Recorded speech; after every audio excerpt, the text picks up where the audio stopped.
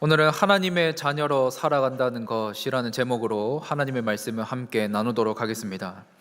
한 사람의 인생에는 다양한 호칭과 그와 관련된 신분이 주어지는 것 같습니다. 이것은 가정에서 다르고 직장에서 다르고 사회에서도 다르고 나아가 교회 안에서도 다릅니다. 때로는 나에게 주어진 이 호칭과 그로 인한 직무가 무거울 때가 있습니다. 저도 결혼을 하고 나서는 이제 한 가정의 가장이 되었습니다. 어려 보이겠지만 가장이 되었습니다. 그러니 자연스럽게 생각도 바뀌었습니다. 좀 더 건강하게 살아야지, 좀 더 안전하게 지내야지. 그래서 건강식품도 잘 챙겨 먹고 홍삼도 잘 챙겨 먹고 있습니다. 그리고 저를 종종 길에서 이제 마주쳤을 때 자전거를 타는 저의 모습을 보실 때가 있습니다. 나름 조심해서 탑니다. 안 넘어지려고, 차에 안 부딪히려고 조심해서 탑니다. 결혼하고 나서 이렇게 생각이 바뀌었습니다. 가장이 되어 보니까 가정을 책임져야 되기 때문에 이러한 모습들이 나타났습니다. 물론 같이 사는 사람은 어떻게 생각할지 모르겠습니다. 특별히 우리 모두에게 주어지는 호칭이 있습니다. 그것은 성도, 그리스도인, 하나님의 자녀, 하나님의 백성, 이런 이름으로 우리는 불리게 됩니다. 이 모든 보배롭고 영광스러운 호칭은 예수 그리스도를 믿는 자들에게 주어지는 신분입니다. 동시에 어떤 사람들인지를 밝혀주는 분명한 정체성을 가지고 있습니다. 그렇다면 이 호칭이 하나님의 백성, 하나님의 자녀, 그리고 성도라는 이 거룩한 호칭이 우리에게 어떻게 주어졌습니까? 바로 예수 그리스도를 통해 우리에게 주어졌습니다. 우리 주님께서 우리를 위해 대속해 주신 그 죽음과 부활, 그리고 하나님 아버지의 다함없는 은혜와 사랑을 통해서 우리에게 주어졌습니다. 이때 우리가 한 것이 있습니까? 이때 우리의 노력한 것이 있습니까? 아무것도 없습니다. 오직 예수님의 공로입니다. 그래서 우리는 이것을 다 표현할 길이 없어서 한 단어로 이렇게 고백합니다. 하나님의 은혜라고. 우리는 은혜라고 말하는 겁니다.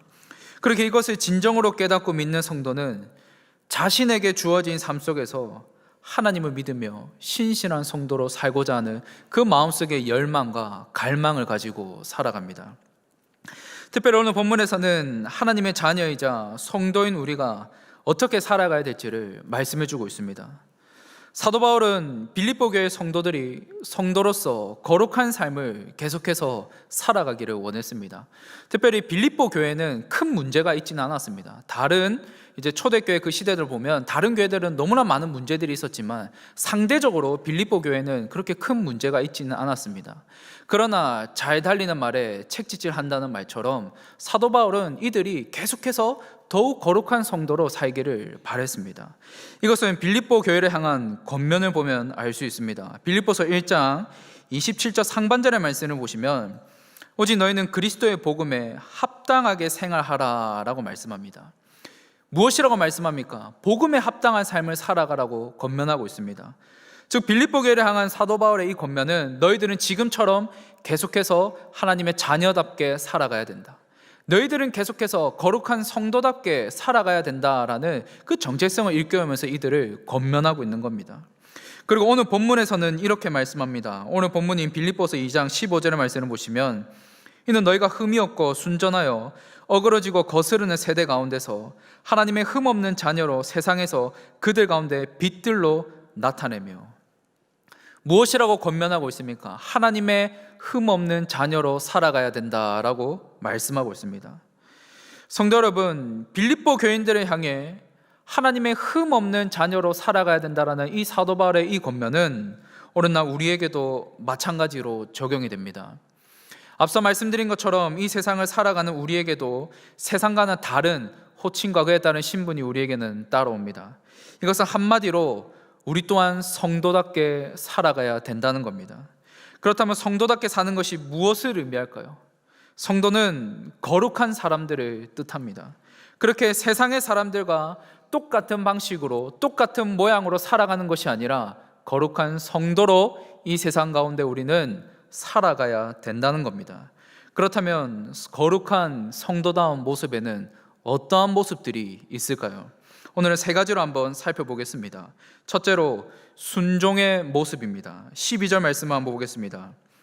그러므로 나의 사랑하는 자들아, 너희가 나 있을 때뿐 아니라 더욱 지금 나 없을 때에도 항상 복종하여 두렵고 떨림으로 너희 구원을 이루라. 사도 바울은 자신이 있을 때뿐만 아니라 없을 때에도 항상 복종하라라고 권면합니다. 이 복종이라는 말은 순종 또는 지시를 따른다라는 그러한 의미가 담겨져 있습니다. 즉 사도 바울이 빌립보 교인들을 향해 지시를 따르면서 복종하라는 것인데, 이는 결국 순종하며 살아가야 된다는 것을 강조하고 있는 겁니다. 그리고 계속해서 무엇이라고 말씀하고 있습니까? 두렵고 떨림으로 너희 구원을 이루라. 참으로 우리에게 도전이 되고 참으로 우리에게 깊게 와닿는 말씀입니다. 두렵고 떨림으로 너희 구원을 이루라.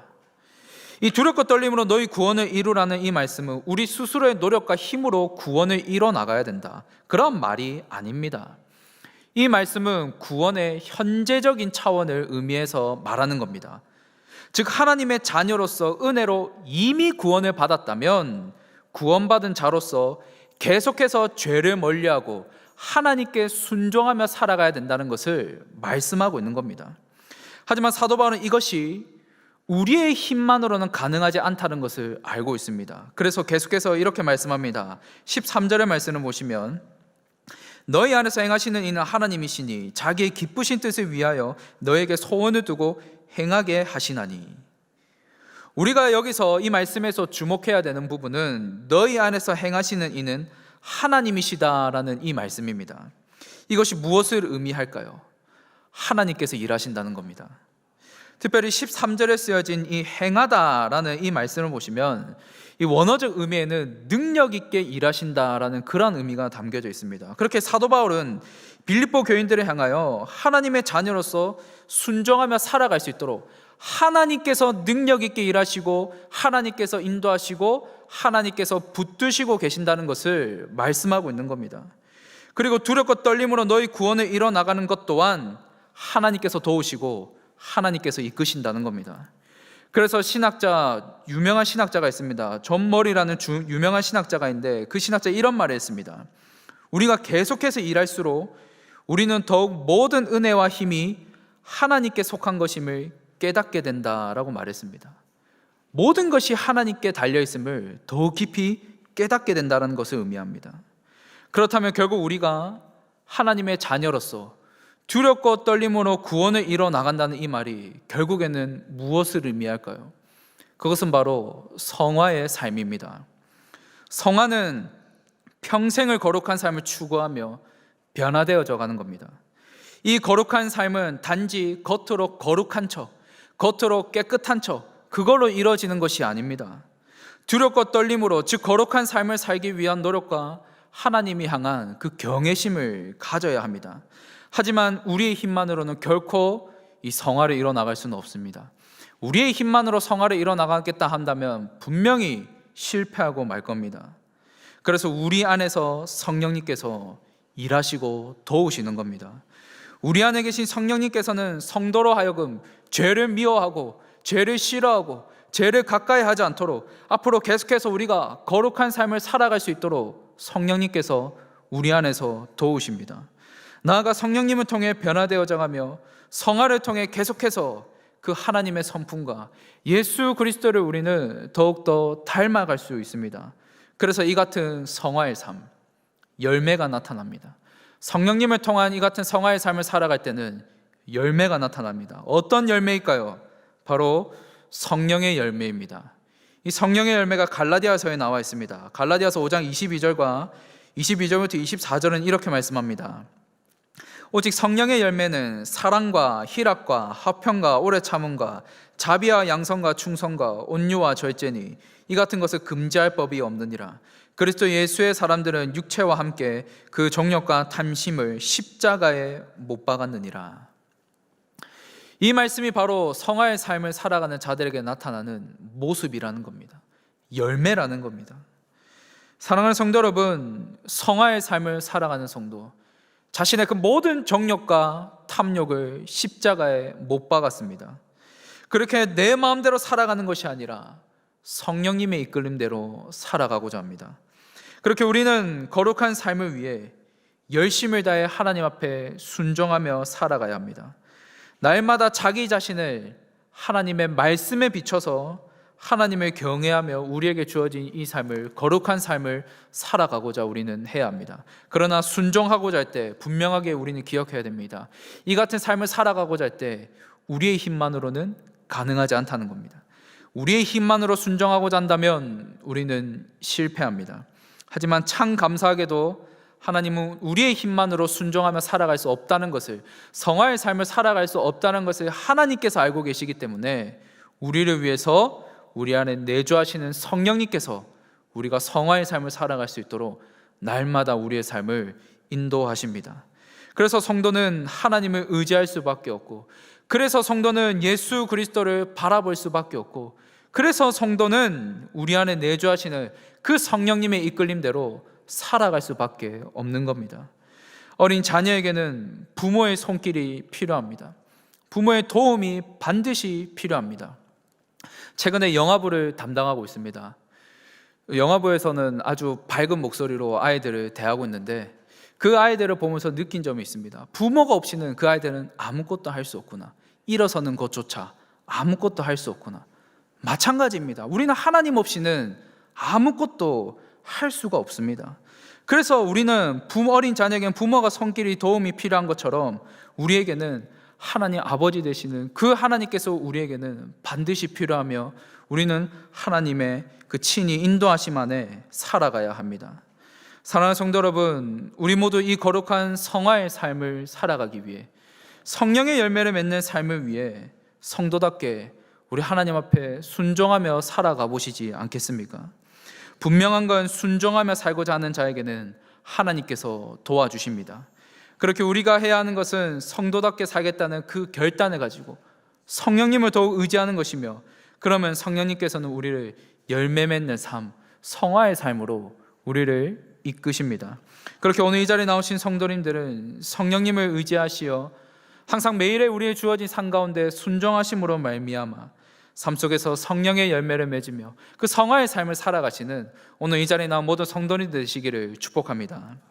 그렇다면 성도다운 모습에는 또 다른 모습, 어떠한 모습이 있겠습니까?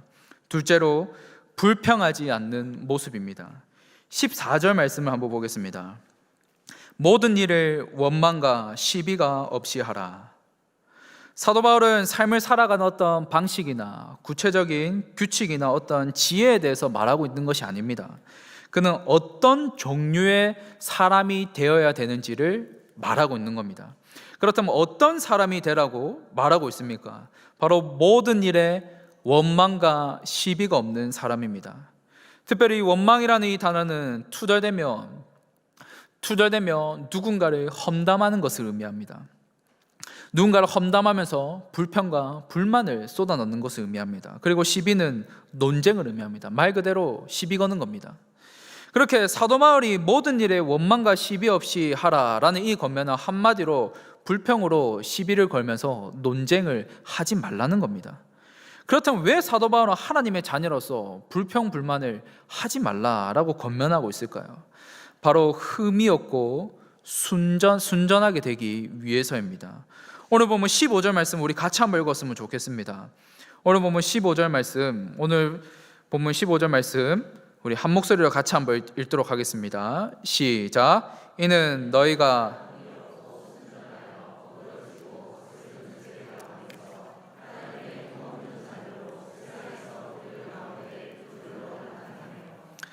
무엇이라고 말씀하고 있습니까? 너희가 흠이 없고 순전하게 되기 위해서다라고 말씀하고 있습니다. 이 말씀이 무엇을 의미할까요? 바로 거짓과 불평이 가득한 이 세상 가운데서 하나님의 자녀는 말과 행실에 있어서 불평과 불만을 쏟아내지 않는다는 겁니다. 더 나아가 사도 바울은 이를 통해 하나님의 자녀들은 이 세상 가운데 빛으로 나타나야 된다라고 말합니다. 성경에서 빛, 우리 주님의 말씀이 떠오르지 않습니까? 이 빛은 우리 주님께서 빛과 관련해서 이러한 말씀을 주셨습니다. 마태복음 5장 14절의 말씀을 보시면 너희는 세상의 빛이라 산 위에 있는 동네가 숨겨지지 못할 것이요. 우리가 이 말씀에서 주목할 점은 너희는 빛이 되어야 된다라고 말씀하신 것이 아니라 너희 자체가 이미 빛이라고 말씀하셨다는 부분입니다. 예수님께서는 너희가 앞으로 계속해서 빛이 되어야 된다는 것이 아니라 이미 너희 자체가 빛이라는 겁니다. 마찬가지로 우리에게 주어진 호칭인 성도, 그리스도인, 하나님의 자녀라는 이 호칭은 우리가 앞으로 이러한 자들이 되어야 된다는 것을 의미하는 것이 아니라 이미 우리의 존재 자체가 그러한 존재라는 겁니다. 이미 우리는 성도이며, 이미 우리는 하나님의 자녀이며, 이미 우리는 하나님의 거룩한 백성이라는 것을 말해주고 있는 그러한 호칭들이라는 겁니다. 그렇게 불평하지 않는 것은 하나님을 믿는 성도로서 당연히 우리가 가져야 될 모습입니다. 당연히 우리가 가져야 될 모습인데, 그래서 사도 바울도 불평하지 말고 흠이 없고 순전한 하나님의 자녀로 이 세상의 빛으로 살아가야 된다라는 것을 권면하고 있는 겁니다.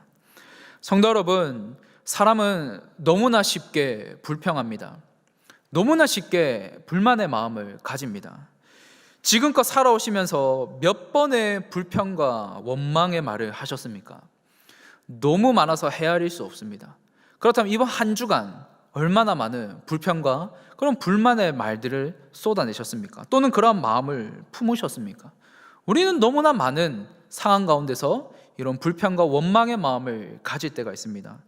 그런데 이런 말에 대해서 설교의 황태자로 불리는 찰스 스퍼전 목사님은 이런 말을 했습니다. 화가 났을 때 사람들이 서로에게 갖는 생각들은 얼마나 거칠고 잔인한가. 1000번도 넘게 해치고 죽인다. 우리는 이런 성급한 죄들을 쉽게 잊지만 하나님은 잊지 않으신다. 참 우리의 마음을 찌르는 말인 것 같습니다. 우리는 불평불만한 것을 쉽게 잊어버립니다. 그러나 하나님은 잊지 않으신다라는 우리에게 참 경고를 주는 말이라 할 수 있습니다. 그렇습니다. 하나님은 우리가 불평하는 말들, 원망하는 말들을 잊지 않으십니다. 하나님은 우리가 불평과 원망의 마음을 품는 것을 기뻐하시지 않습니다. 그리고 이것은 성도의 모습이 아닙니다. 오히려 성도는 그 어떠한 상황과 환경 가운데 있을지라도 불평과 원망과 불만의 마음들이 넘쳐날지라도 그것을 말로 입으로 내뱉기보다는 때로는 생각과 마음과 입술을 지킬 수 있는 자가 바로 성도의 모습이라는 겁니다. 그렇다면 왜 이렇게 우리는 해야 되겠습니까? 바로 성도는 이 세상 가운데 빛이기 때문입니다. 세상의 빛이라고 말씀하셨던 주님은 빛인 우리를 통해 하나님께서 영광 받으신다라고 말씀하셨습니다. 그래서 마태복음 5장 16절의 말씀을 보면 이같이 너희 빛이 사람 앞에 비치게 하여 그들로 너희 착한 행실을 보고 하늘에 계신 너희 아버지께 영광을 돌리게 하라라고 말씀하고 있습니다.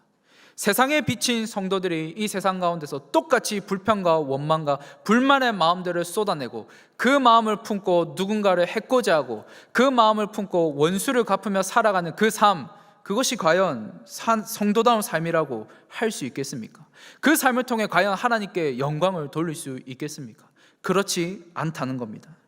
사랑하는 성도 여러분, 이 세상의 빛으로서 하나님께 영광을 돌리며 살아가는 자들로서 불평하기보다는 감사해 보시지 않겠습니까? 한 번 불평의 마음을 들 때 두 번 감사의 마음을 품어 보시지 않겠습니까? 한 번 불평의 마음들이 말로 입술로 나올 때 두 번 감사로 반응해 보시지 않겠습니까? 불평은 성도를 더욱 괴롭게 하지만 감사는 성도로 하여금 더 큰 감사를 만들게 합니다.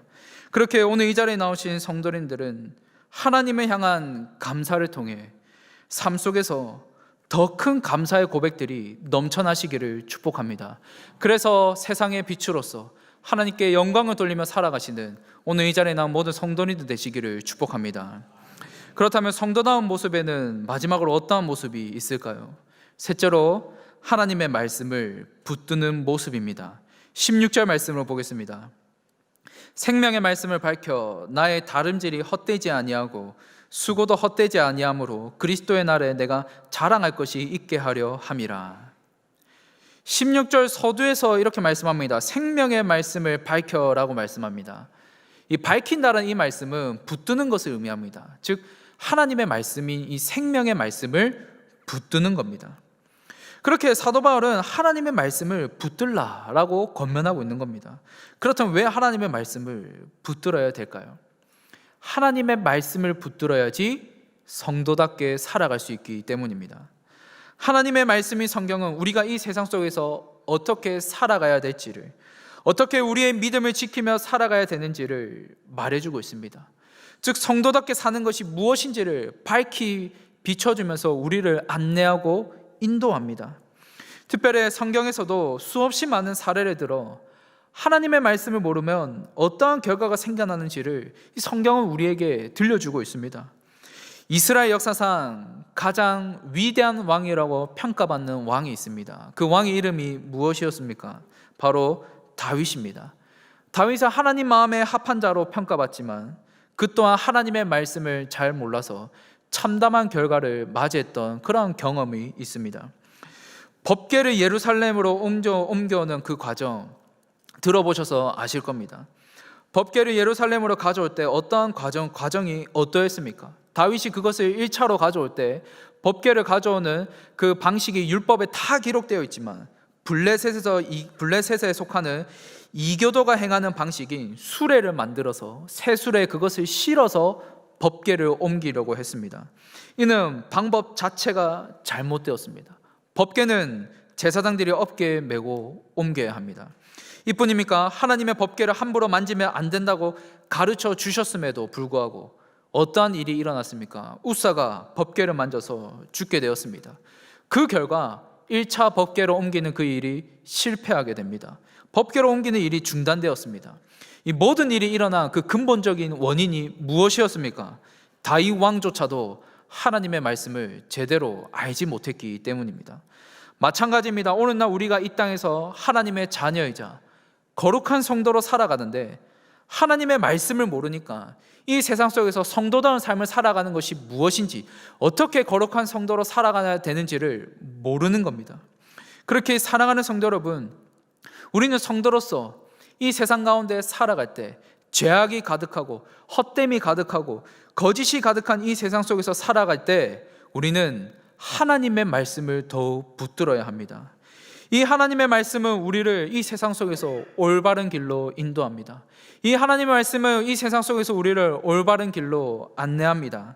그리고 이 하나님의 말씀을 붙들어야지 우리는 성도답게 살아갈 수 있습니다.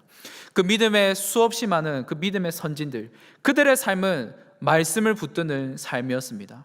앞서 찰스 스퍼전 목사님에 대해서 말씀드렸습니다. 그 목사님이 눈물로 참회하며 회개한 그 사건을 기록한 것이 스퍼전 목사님의 그 생애를 보면, 그 찰스 스퍼전 목사님도 설교 강단에서 들려지는 하나님의 말씀을 듣고 그 자리에서 참회하며 눈물로 회개했다라는 그러한 기록이 있습니다. 이처럼 하나님의 말씀은 우리의 심령을 변화시키며 하나님의 말씀은 능력이 있기 때문에 우리의 삶을, 거룩한 삶을 살아갈 수 있도록 계속해서 깨닫게 하시고 인도하신다는 겁니다. 그렇기 때문에 우리는 하나님의 말씀인 이 성경을 붙들어야 합니다. 우리는 이 말씀을 붙잡아야 합니다. 그래야 우리가 하나님의 자녀답게, 성도답게 살아갈 수 있는 겁니다. 특별히 오늘 이 자리에 나오신 성도님들은 날마다 하나님의 말씀을 가까이 하시기를 바랍니다. 하나님의 말씀은 진리이고 연약하고 걱정하고 연민하고 두려워하는 우리를 성도답게 살아갈 수 있도록, 담대히 살아갈 수 있도록 우리에게 힘과 능력을 공급할 뿐만 아니라 우리를 인도해 줍니다. 그렇게 우리는 날마다 하나님의 말씀을 가까이 하며 이 말씀을 꽉 붙잡고 살아가야 된다는 것을 꼭 기억하시기를 바랍니다. 이제 말씀을 맺겠습니다. 사랑하는 성도 여러분, 우리는 오늘 말씀을 통해 성도답게, 그리고 하나님의 자녀로서 어떻게 해야 하는지를 우리는 살펴보았습니다. 우리는 우리에게 주어진 하루라는 시간 속에서 살아갈 때 신실하고 진실되게 거룩한 삶을 살아가기를 우리는 소망해야 합니다. 그 삶이 나의 힘으로 되는 것이 아닌 하나님의 능력으로 이루어진다는 것은 우리는 기억하면서 철저하게 우리 구주 그리스도께 우리는 붙들리며 살아가야 합니다. 이를 위해 우리는 말씀을 더욱 붙잡아야 되는 것이죠. 그렇게 오늘 말씀을 기억하시어 이 세상 속에서 거룩하고 흠이 없는 참된 성도로 살아가시는 오늘 이 자리에 나온 모든 성도님들 되시기를 주님의 이름으로 축원합니다.